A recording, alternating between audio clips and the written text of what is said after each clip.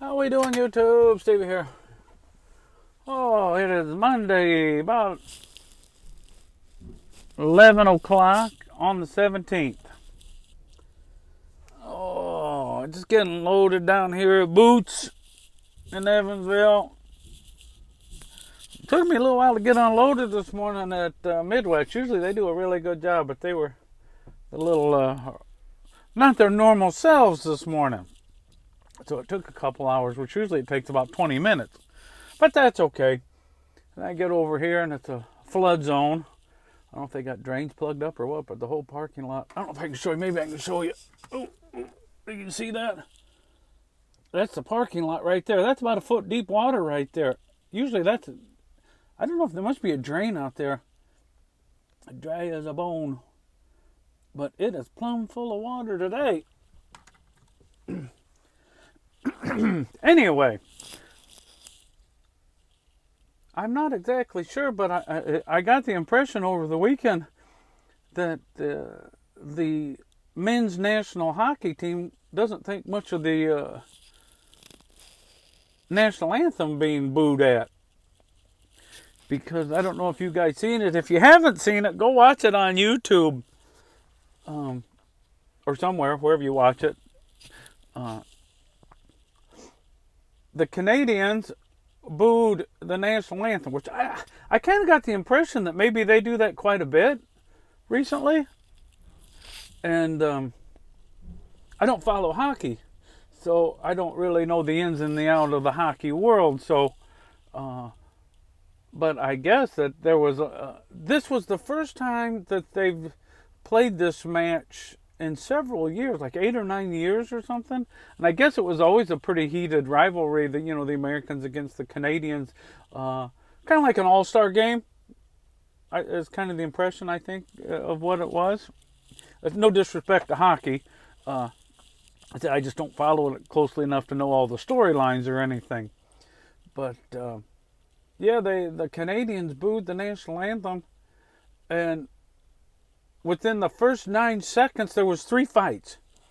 The first fight happened as soon as the puck dropped. I don't even think the center tried to hit the puck. They just dropped the gloves and off they went. And then as soon as they tried to do it again, another fight right off the bat. And then they did get the game started, and the puck went down towards, I think it was the Canadian end, right in front of their net. And they basically all just skated down there and got in another fight.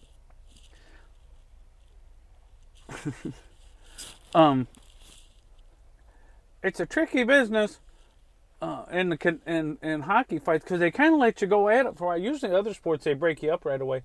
But I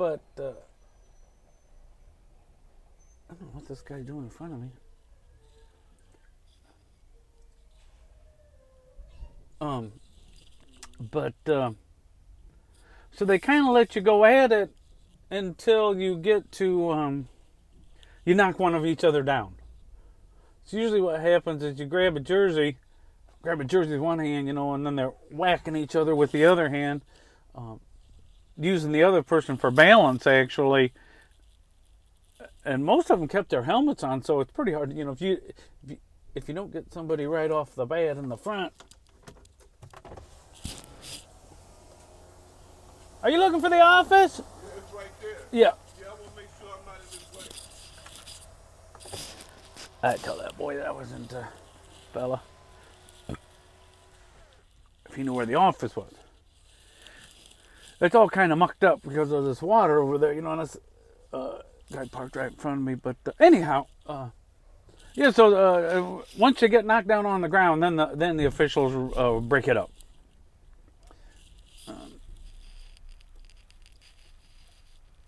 I hate to see that. Canada's kind of a friend. We're supposed to be, but it sounds like maybe they haven't been treating us very well with some of these tariffs and trade policies that they've kind of had. That's kind of went under the radar for a while. So that was kind of interesting to see. And then the other thing on the political front, I don't know why she's gotten this way, but Margaret Brennin, I think is her name, the Sunday morning host on is it the CBS channel? I think so. Face the Nation. She was just terrible this weekend. She's been not the best lately. I always kind of liked her. I mean, she's always been a wacky liberal. Don't get me wrong, but she had Marco Rubio on there this morning or yesterday morning, and she kind of she insinuated a weird way, you know, the way they kind of insinuate things, that J.D. Vance's speech at the European summit, she basically called him a Nazi sympathizer. It's crazy. And then I seen Juan Williams on Fox News, and when he was answering his first question, he was able to kind of, and they don't just say it outright. They just say like harkens back to times of, or sounds similar to language of pre-World War II. But Juan Williams was able to get wrapped up in his opening answer. Neville Chamberlain, right-wing fascism, and the Holocaust. Holy Moses! I mean, do they have no? You would think they would have a voice in their head that said, you know what, I don't agree with these policies that the Trump administration is doing, but I don't know that calling somebody a Nazi or insinuating that they're Nazi-like, that might not be the best policy. I don't know if I'm quite right on that. They don't seem to have that ability. But, and then what else happened politically over the week? Oh, Trumpy at the Daytona. I watched a little of that at the beginning. I didn't get to watch any of the race. I went trucking, and it was snowing like heck at home there. And cold there today. It's like 28 degrees down here in Evansville this morning, or today. But